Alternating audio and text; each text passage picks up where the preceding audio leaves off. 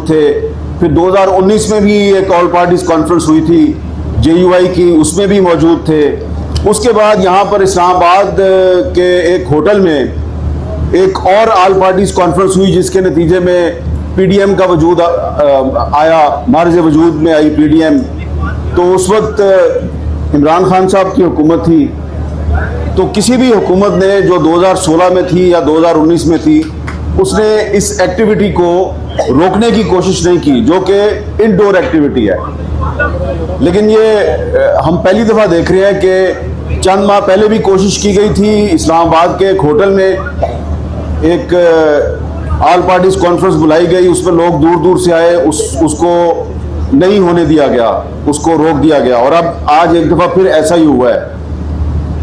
मुझे याद है कि 2021 में जब PTI की हुकूमत थी, तो सुप्रीम कोर्ट बार एसोसिएशन के सदर थे लतीफ़ आफरीदी साहब, तो उन्होंने भी एक ऑल पार्टीज कॉन्फ्रेंस बुलाई थी। तो उसमें उन्होंने वकला